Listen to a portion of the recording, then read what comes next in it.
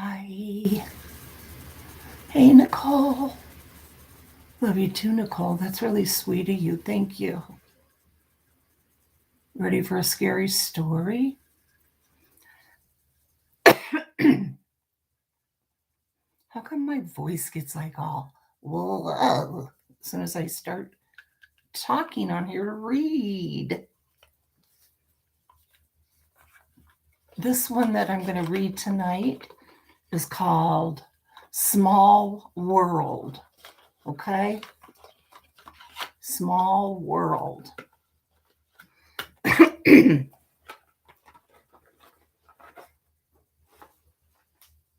in the mood for it? Oh, get my drink. Got my drink on. I'll start in just another minute, see if anybody shows up. But they can always rewind it anyway, right? Mm-hmm. Yes, I can.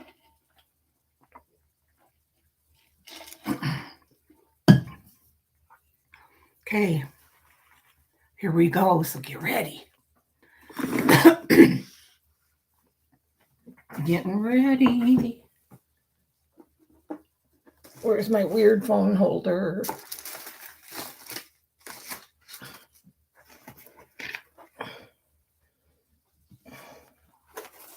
Oh well, I guess I'll just have to hold it in my hand. Okay.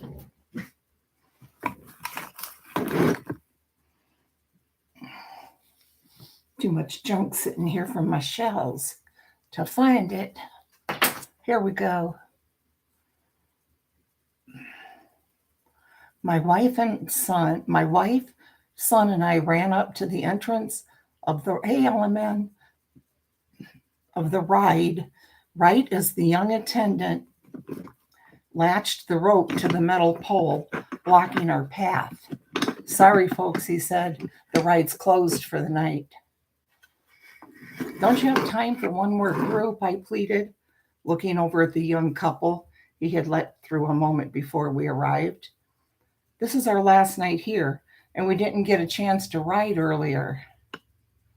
I put my hands on my son's shoulders, hoping he would take pity on us and let us through. The attendant looked at each of us and then sighed. Go ahead.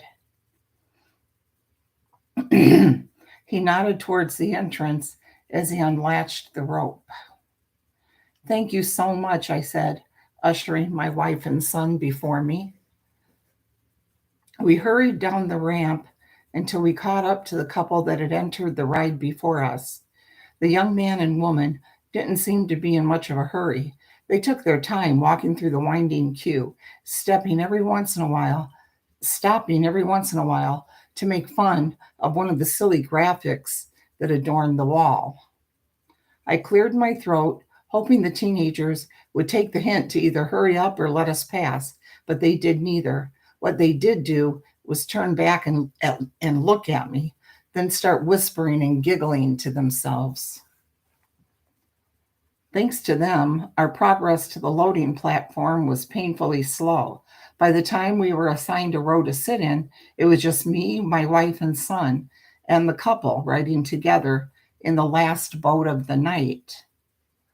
Everyone else that was already in line when we started making our way to the loading platform had already boarded the, the ride several boats ago. That's weird, I thought. For some reason, the attendant had placed the couple in the front row and us in the last row, leaving the 4 rows in the middle empty. I thought they were supposed to always fill the rows one after the other whenever possible. At least that was how they did it for every other ride we had gotten on in the park while we were there. The attendant was probably just trying to be nice. That seemed like the most reasonable explanation for the seating arrangement. Since it was the last boat of the night, maybe the attendant was trying to ensure that we would get to enjoy the ride by placing us as far away from the obnoxious teenagers as possible. Are you ready? I nudged my son, who was already grinning in anticipation of what was to come. He nodded his head several times in rapid succession, which was a sure sign of his excitement. As the boat lurched forward, I leaned over and whispered in his ear, "Here we go." He giggled in response, eager to start his first journey through The World is Small. Probably like the small, small world, right? At Disneyland, even though I've never been there. A dated boat ride through the nations of the world as depicted by animatronic children singing a catchy tune in various languages. When the boat entered the tunnel that led into the ride, I glanced down at my son. He looked up at me, that big grin still plastered across his face. "You're going to love this ride," I said to him, and then I started to hum along with the music. Mary, are you here? Mary, Mary, quite contrary. How about Cross-Eyed Betty? How about Dingbat? How about Alicia? Let's see. Okay.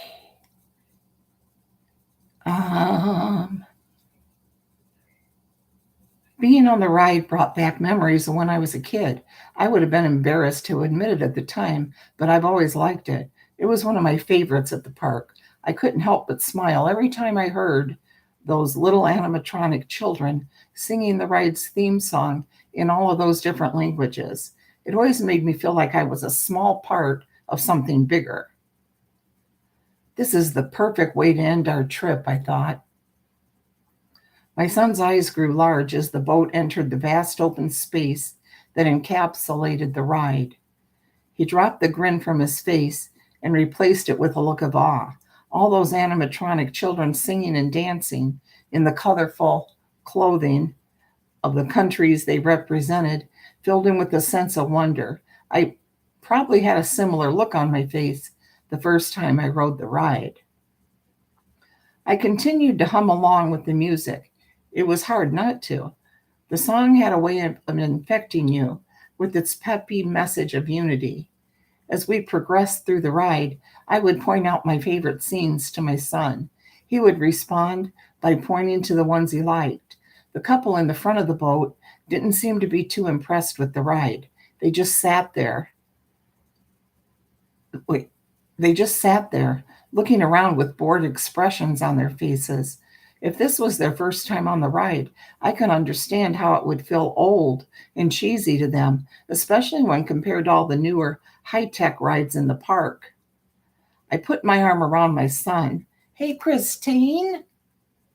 I put my arm around my son, glad to see that he was enjoying the ride. "Cool, huh?" I asked him. He nodded in response without looking at me. His eyes were too busy trying to take in everything there was to see on both sides of the boat. It was sensory overload for him, but he seemed to welcome it. I looked over at my wife and smiled. She was looking down at our son, smiling at the enthusiastic way he pointed and gasped whenever he saw something unexpected.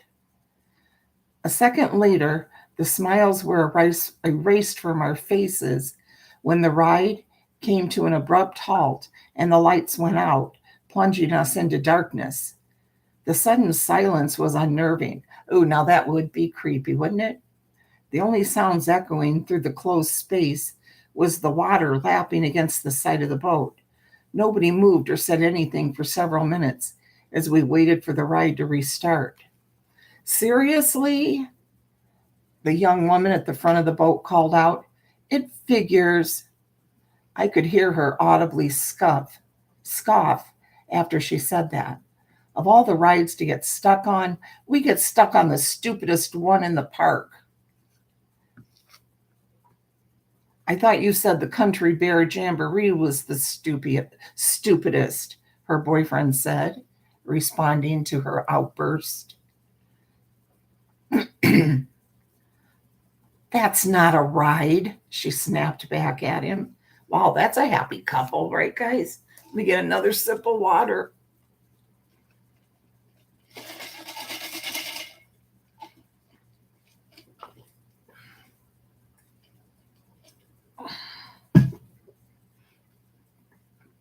guys are awful quiet tonight here in our little reading nook.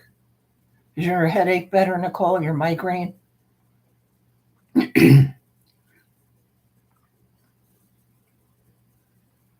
My son scooted as close to me as he could.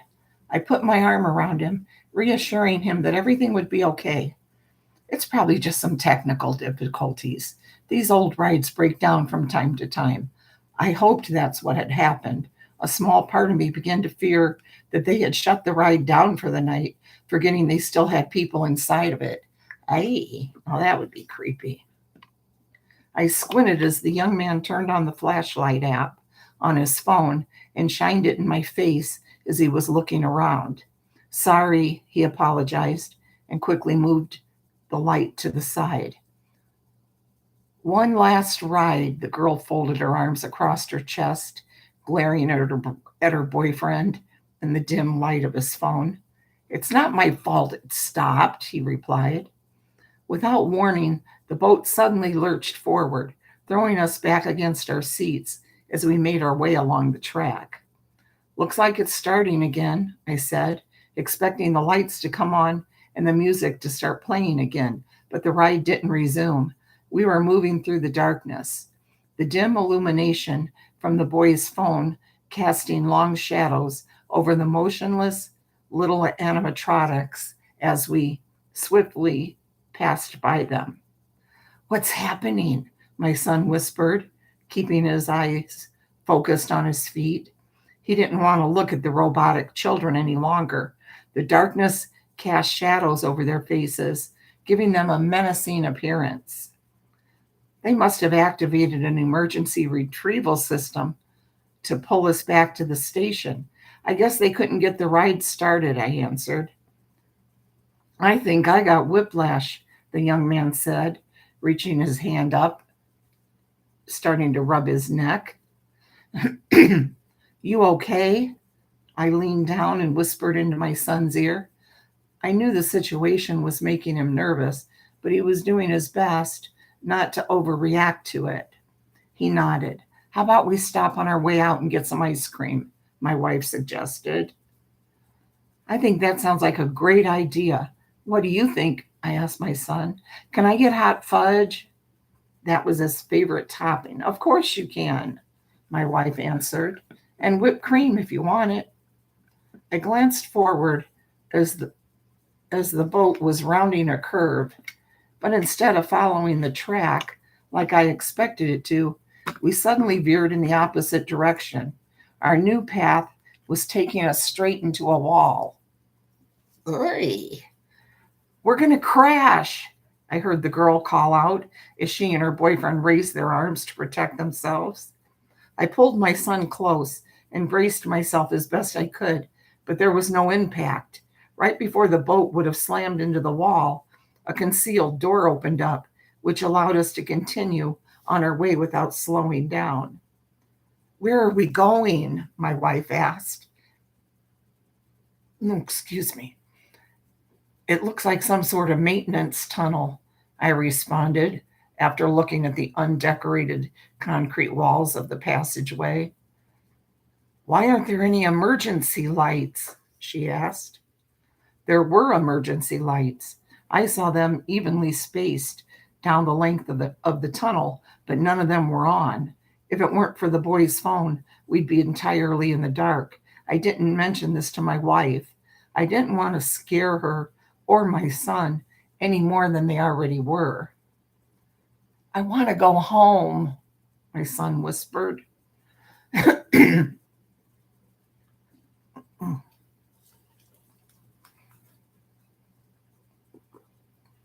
Let's see, I want to go home.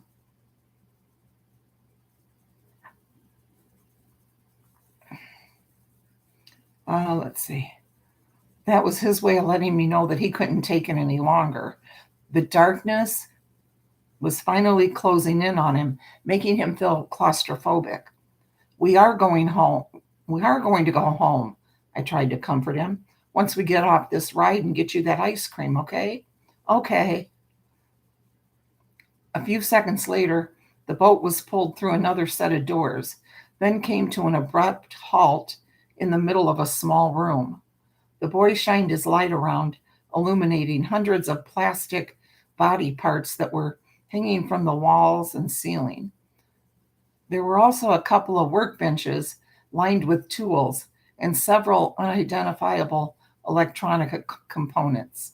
We seemed to have stopped in some sort of animatronic workshop. "This is creepy," said the girl. "Don't look," I said to my son. Even though the body parts weren't real, I was afraid the scene might prove to be too much for him. "What happened to them?" he asked while looking at his shoes. "It's just where they repair the robots from the ride," I explained, even though I wasn't sure that was the real purpose of the room. It looked more like an animatronic slaughterhouse, if the condition of the body parts was any indication. "Maybe we are supposed to get out." The boy stood up and looked back at me. I knew he was hoping I would agree with him, but I didn't say anything. "There has to be another way out of here." "Hey, Elemen, having a bologna sandwich. Sounds good." I like that myself at night. The boy stepped out of the boat and onto the platform. His girlfriend, not wanting to be left alone, was close behind him. If they didn't happen to find an exit, I would if they happened to find an exit, I would gladly follow them, but until then, I was going to stay where I was. The pair searched along the wall, moving body parts out of the way as they searched for a door. They didn't seem to be having any luck. While my family and I were watching the couple, silently hoping they found an exit, there was a loud clatter from the opposite side of the room. Something had fallen and was rolling across the floor, getting closer to us. The sudden noise caused us to jump and turn towards the sound. "What in the hell was that?" the boy asked, shining his light across the boat. My son buried his head in my side, not wanting to look. I could feel him trembling. My wife looked back at me when the object came to a stop a few feet away from her, illuminated by the boy's light. It was the head of one of the animatronic children. "Oh my God, it blinked," the girl cried out. My wife and I were looking at each other when she cried out. Neither one of us saw anything. I assumed the girl was in a heightened state of fear and that her mind was just playing tricks on her. It was probably a shadow or a trick of the light playing across the eyes of the animatronic head. My wife and I looked over at the motionless head, then back over at the girl. "I swear to God, it blinked." I don't know if she was trying to convince herself or us. She seemed like she was on the verge of having a breakdown. That was something I didn't want my son to see if I could help it. "Why don't you try calling guest services?" I suggested to the boy. "Tell them we're stuck on the ride." I would have done it, but my wife and I left our phones back in our hotel room. "That's a good idea." The boy turned his attention to the phone and he started to look for the guest service number. "Got it," he said triumphantly, then pushed a button on his phone to connect the call. Before the call could go through, there was a whistling sound. Everything went dark as the phone flew out of the boy's hand. I could hear the screen shatter as it struck the floor several feet away. The girl screamed. My son started breathing quickly. I pulled him close and rested my chin on his head, using my embrace to comfort and protect him. As we sat there huddled together, I could hear the shuffle of feet as someone ran across the far side of the room towards the boat. The person was quickly followed by a second and then a third. They kept coming. Before long, there were too many to count. The room suddenly felt crowded. The boat rocked as the unseen group that came into the room used the open rows of seats to cross from one side of the room to the other. My son started to sob. "Shh," I whispered into his ear. I didn't want to draw attention to ourselves. I didn't know what was going on, but I was sure that it was in our best interest to stay where we were and to be as quiet as possible. What the boy was unable to finish his thoughts as the mob reached him. The girl's hysterical screams were muffled and then silenced completely. All of this happened in the blink of an eye. It wasn't hard to imagine what had happened to the couple, not when I could hear their bodies being dragged across the floor. Hey, Captain Lee.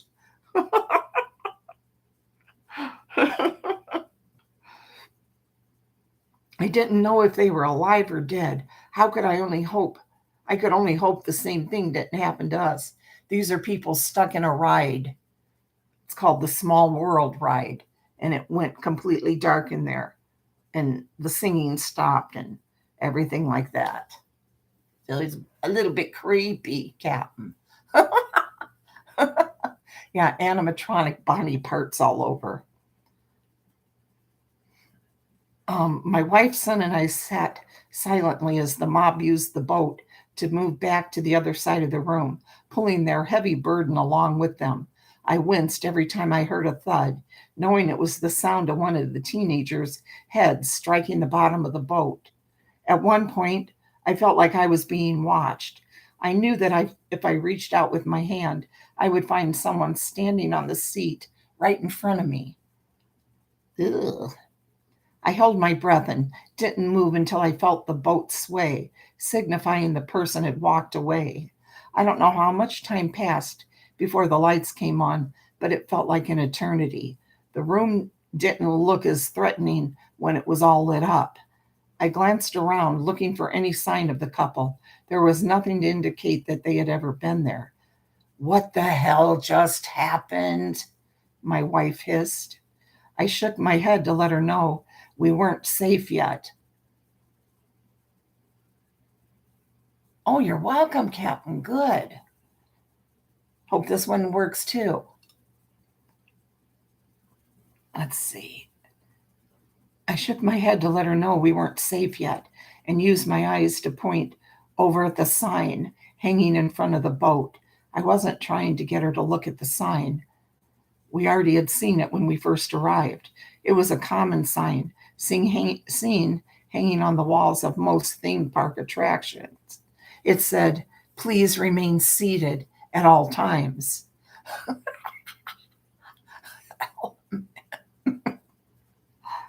When I was trying to get my wife to notice, what I was trying to get my wife to notice was the small animatronic child standing below and to the side of the sign. It wasn't there when the boat arrived. Given everything that happened, its smile seemed more of a threat than a friendly greeting. "Oh," my wife said when she saw it.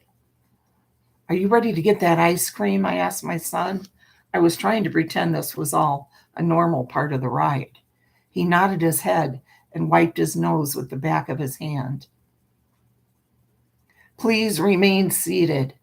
I jumped when the announcer's voice was broadcast into the room. "Your ride vehicle will begin moving momentarily." Let's see. No, I can't go back to sleep until 6 p.m. Bestie is almost here to my house. We have a lot to do today before bedtime. Oh, exciting. Yay. Let's see. The boat suddenly started moving backward, throwing the three of us forward. I had to put my hand on the seat in front of me to steady myself. As we left the workshop, I kept my eyes on my son as the doors we exited through began to close in front of us. "Why did you do that?" I asked after seeing my son raise his hand and wave towards the workshop. The robot was waving at me. I tensed when he said that, but didn't give any other indication of how much that frightened me. Our boat returned to the ride's original path and continued on its way. Yay, Captain Lee, tomorrow road trip day. Yippee. You're finally going to begin your journey. Yes. take lots of pictures for us. Let's see.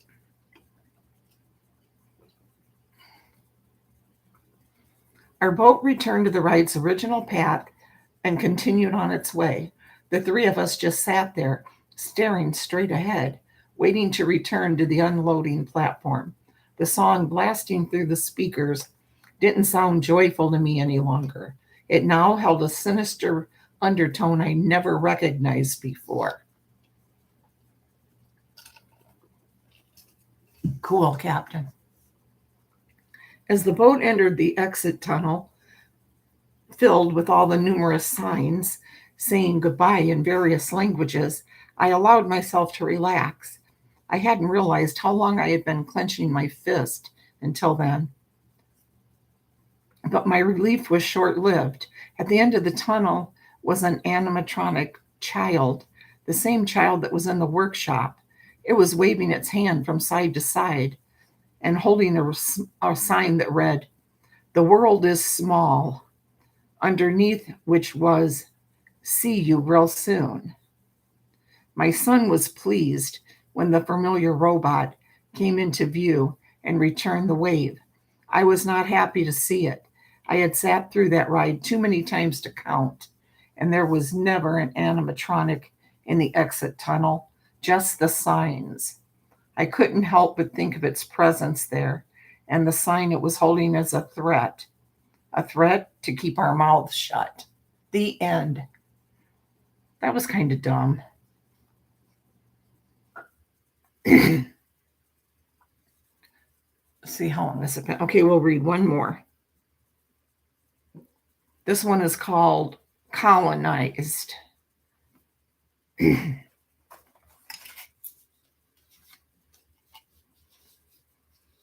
Hey, heart made wise.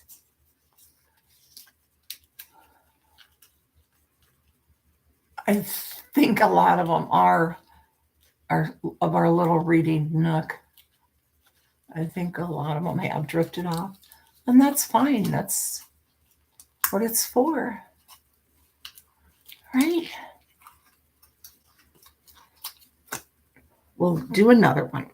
Then that'll be it, because that took about a half hour or close to. So I don't know. This one may be shorter, might be longer, but I think it's probably about the same. Okay, like I said, it's called Colonized. How did he die? I paused before signing the document. If you don't mind me asking, they were required by law to inform me of the death of a previous tenant, but they didn't have to tell me how they died. Suicide, the complex manager responded. How? The word flew out of my mouth before I could stop it. The manager fixed me with her eyes for a few moments before responding. I'm not at liberty to discuss that. It was clear that my question had struck a nerve. Not wanting to irritate her any further, I signed the rental agreement and slid the paper back towards her along with the check for the deposit. The apartment was too cheap to pass up. I wasn't worried that it might be haunted or anything. I don't believe in ghosts. I only asked about the previous tenant out of morbid curiosity. I moved in 2 days later. That was when I first noticed the strange ant walking along the seam of the counter. As a pest control specialist, I thought I knew every species of ant in the state, but I didn't recognize this one.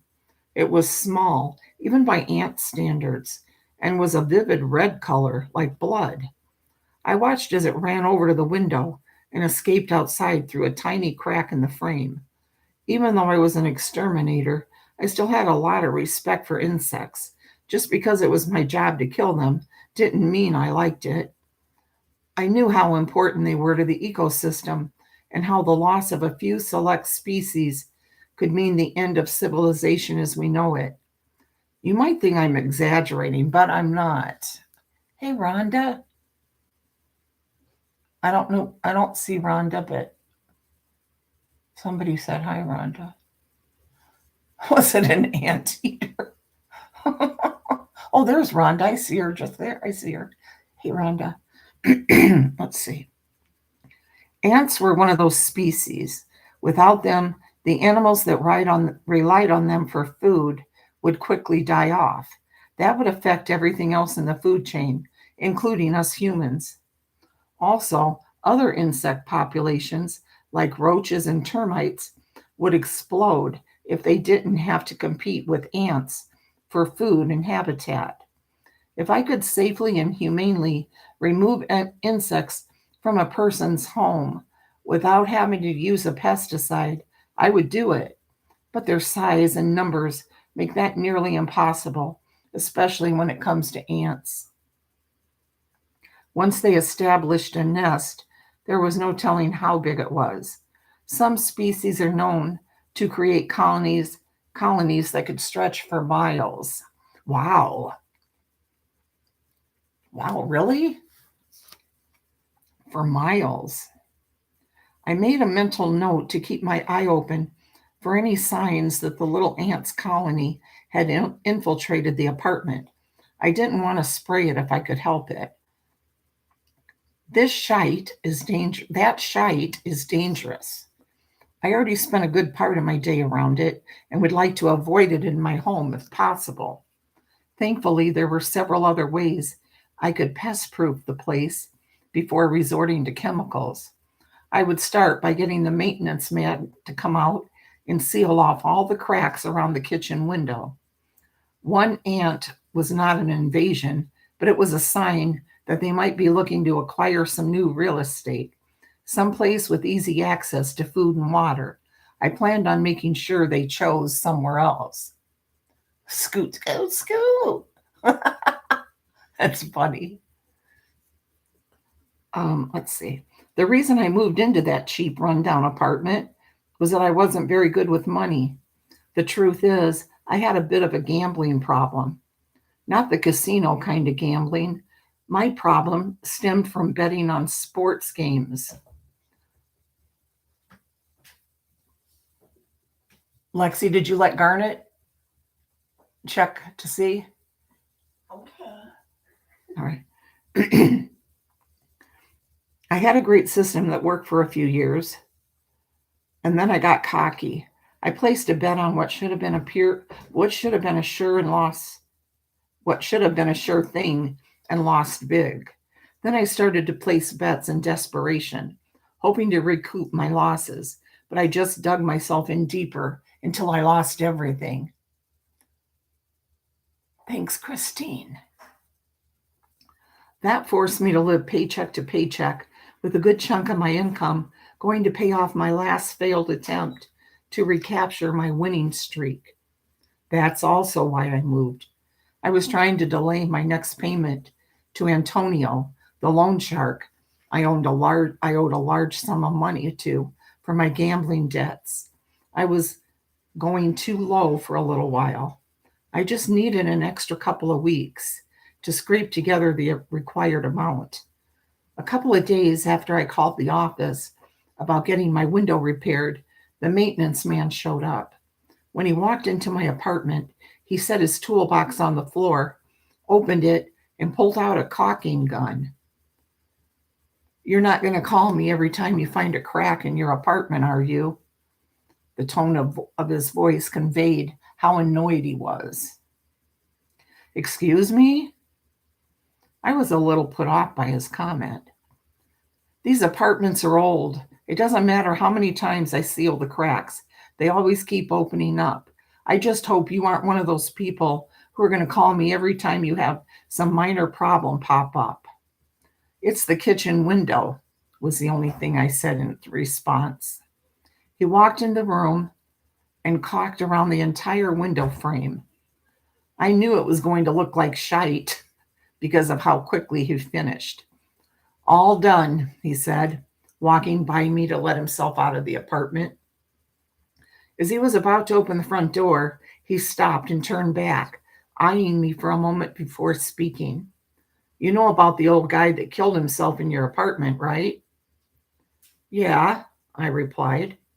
I figured the maintenance guy I figured the maintenance guy was just trying to rattle me. Did you hear how he did it? Not there. I shook my head. I shook my head and glared at him. I didn't try to hide my annoyance. He filled the tub with pesticide, the kind that comes in those big gallon jugs you use on your lawn, and then took a bath in it. He used to complain constantly about there being ants in here, but I never found any. Dude was crazy, probably high from all that meth smoke wafting up here from the junkie downstairs. My baby. He was referring to the young lady that lived in the apartment beneath me. I figured she might be an addict based on her pale, gaunt appearance and sunken eyes, but I have my own vices and try not to judge others for theirs. The maintenance guy had some nerve. I decided I was going to call him every time I had a problem, no matter how small it was. If my toilet made a noise, I was going to call him. If my lights flickered, I was going to call him. If my next door neighbor farted, I was going to call him and complain about the smell. Oh my God, this guy's going to be in trouble. I can see this. Let's see.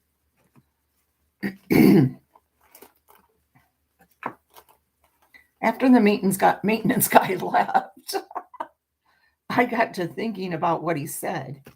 Why the hell would someone poison themselves like that? You'd have to be insane to sit in a tub full of poison. That made me want to scrub my bathtub, and I probably would have if I had any cleaning supplies. Instead, I opted to rinse it with hot water a few times. When I moved into the apartment, I used all of my vacation time so that I could lay low while I saved up enough money to pay off my gambling debt. I thought it was a good plan, but I didn't realize how resourceful Antonio was. The day after my payment was due, there was a knock on my door. There wasn't a peephole or a window and I could look out of, so I wasn't able to see who it was before I answered it. Can't read, right?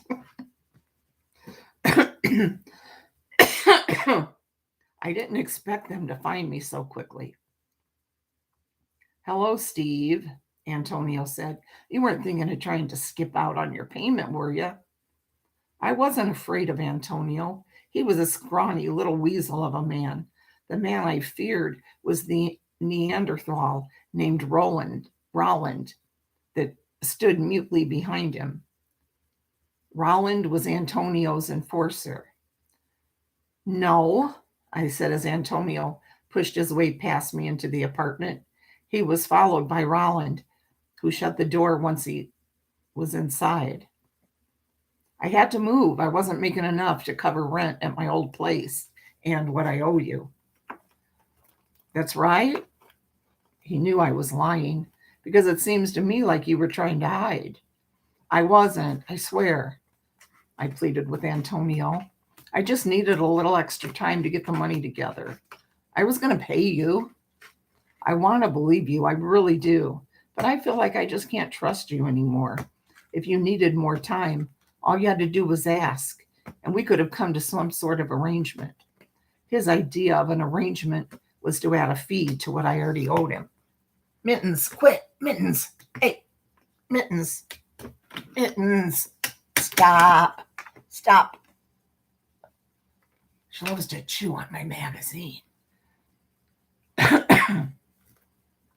I didn't respond. If I opened my mouth to say anything, it would have just pissed Antonio off even more. You're lucky I'm feeling generous. I'll give you until this time tomorrow night to come up with the cash. He then started to walk towards the front door. As he walked past Rolland, he said, show him what'll happen if he doesn't have it. Rolland didn't hesitate. He walked right. Rolland. He walked right up to me and punched me in the gut. When I clenched my stomach and bent over, he clasped his hands together and slammed them down on my back. Then, when I fell to the floor, he started kicking me. I curled myself up into a ball and let him kick me. If I were to try and run or defend myself, he would only beat me harder. I didn't hear them leave. My ears were ringing and my pulse was pounding in my ears. I only knew they were gone because the beating had stopped. I managed to bring myself to my hands and knees as I struggled to stand. Before I could get my feet under me, my arm gave out and I was flat on the floor again. Something didn't feel right. I couldn't focus my thoughts, and my heartbeat seemed off. It would be racing 1 second, and then it would stop for a moment. When that happened, I felt a shooting pain down my left arm. I clutched my chest, finding it suddenly hard to breathe. I think I'm having a heart attack. I need to call 911. I struggled to get up. I needed to find my phone and call an ambulance. But the pain was overwhelming, and I couldn't orient myself or remember where I put my phone. As I lay there dying, I remember looking at the floor and seeing a tide of tiny red ants rushing towards me. They were coming out of every available crack and crevice in the floorboards. Even then, I knew I wasn't going to make it. They'd probably devour half my body before someone came to check on me. The old guy who committed suicide wasn't lying. The apartment did have an ant problem. I tried one last time to stand, but it was too much for my body. My head spun and my vision dimmed before fading to black. The last thing I remember was the feeling of thousands of tiny feet as they marched along my arms and legs and across my face. I awoke with a jolt, having no idea how long I was out. I was both surprised and thankful I was still alive. When I sat up and leaned against the wall, I expected to be in more pain than I was. The only lasting damage I seemed to have was a strange buzzing noise in my head. It sounded a lot like muted static. I figured that was a sign that I had a concussion. I tucked my legs underneath me and slid up the wall until I was standing. I should be dead. I was sure I was having a heart attack when I passed out. I placed the index and middle fingers of my left hand to the side of my neck to check my pulse. I couldn't find it. I tried the other side of my neck, still couldn't find it. Then I tried my wrist. No matter where I checked, I could not detect my pulse. That was when I also realized that I hadn't taken a breath since I woke up. I stood there and counted the seconds while I waited for my lungs to demand I breathe. They never did. I had no heartbeat and I wasn't breathing. I was dead. Here in New York, it's 4:40. In Europe, you can't sleep. Here in Indiana, up northwest Indiana, it is 3:41. Up here by Chicagoland. Now, when I'm down in Buffalo at the cottage, I'm on your time, Eastern time. Yeah, I know. A lot of us can't sleep. I think I'm going to sleep pretty well when I get off of here after this story, though. It does get me tired reading, so, at night. I stumbled into the bathroom and stared at my reflection. I was incredibly pale, and my features were sunken in a bit. As I watched, an ant crawled out of my nose, then ran across my cheek and into my ear. Usually such a thing would have freaked me out, and I would have quickly flicked the insect off, but I had a strange feeling it belonged. I also had a feeling that I needed to drink some water. This idea did not originate from me. It was relayed to me through minor fluctuations in the background noise buzzing inside my head. I can't really describe it any better than that. I turned on the faucet, cupped my hands under the flow of water, and proceeded to drink until I felt full. No longer feeling thirsty, I turned off the faucet and walked out of the bathroom. When I caught sight of the entrance to the kitchen, I suddenly felt hungry. I walked into the kitchen and opened the cabinet doors. As I scanned the shelves, I could feel what could only be described as another presence in my mind. That is what the static was. There was something in my mind with me, and it was trying to decide what we should eat. Peanut butter. That's what it wanted. So I reached out and grabbed the jar. This part might sound disgusting, but it felt natural to me.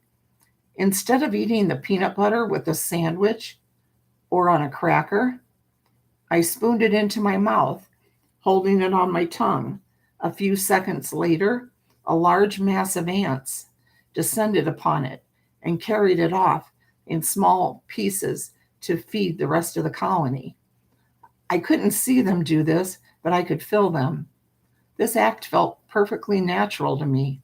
When the ants moved into my body, they must have somehow connected me to their hive mind.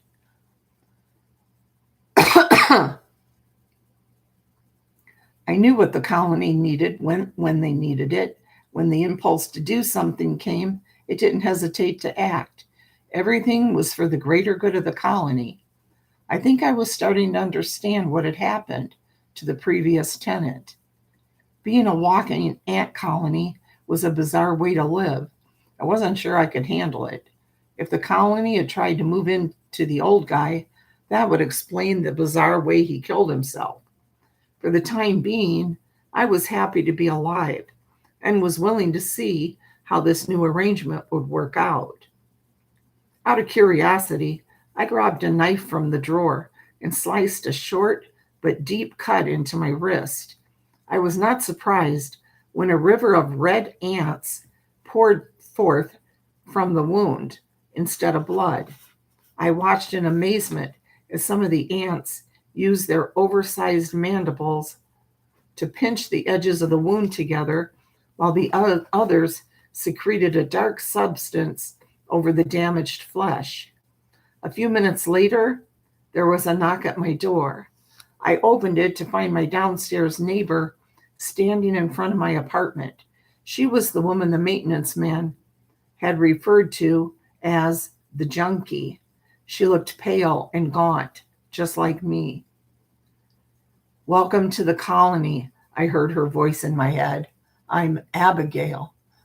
What is this guy smoking?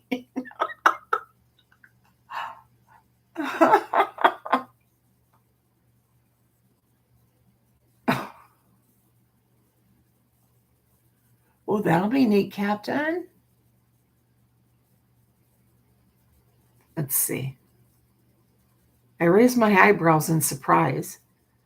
"I can hear you in my head. Can you hear me? This is so weird."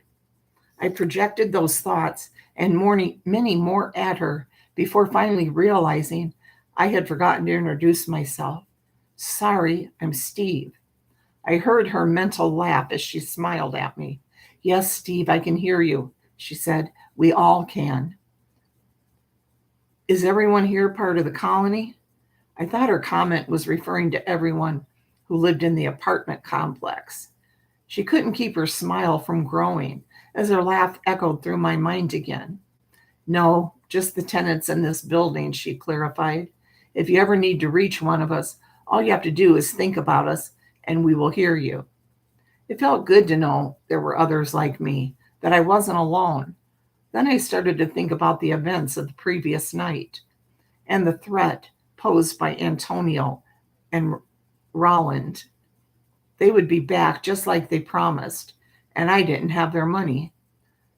"You don't have to worry about them," Abigail read my thoughts. "The colony provides and the colony protects."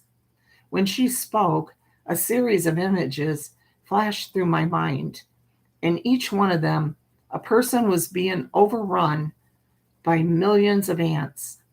Before I could ask her if the images she showed me were real, she cut me off and repeated what she had just told me. The colony provides and the colony protects. The end.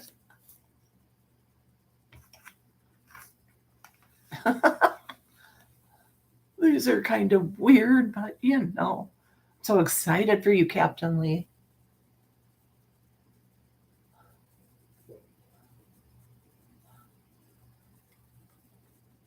The end. That's it, guys. That's it.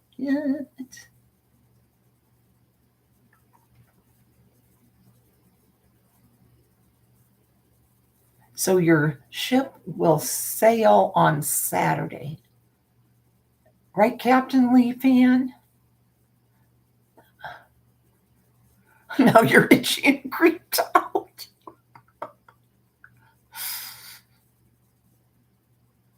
Pray for us Thursday. We will pray for you to have a safe journey and have the best time. You guys have been looking forward to this for so long. So excited for you.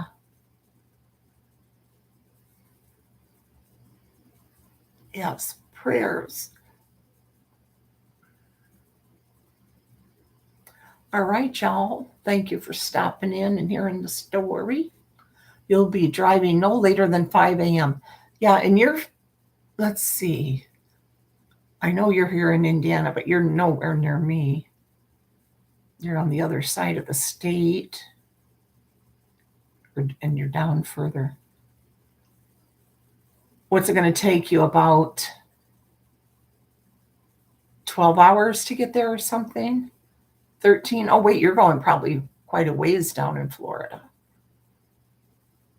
12 or 13 hours. Night, Element. Okay, good night, everyone. See what Captain Lee says about how long their drive will be. Will you make 2-night trip out of it? Stay one night in a hotel, a 2-day trip? 17 hours. Okay. All right. Yeah. Straight through. Oh, okay. Oh, yeah, because there'll be 2 of you. Yeah. All right, guys. Talk to you later. Have a wonderful evening, wonderful day, wherever you are. You'll have to rewind, Diva. You missed it. Thank you for coming. Glad you stopped in anyway. Bye-bye, guys.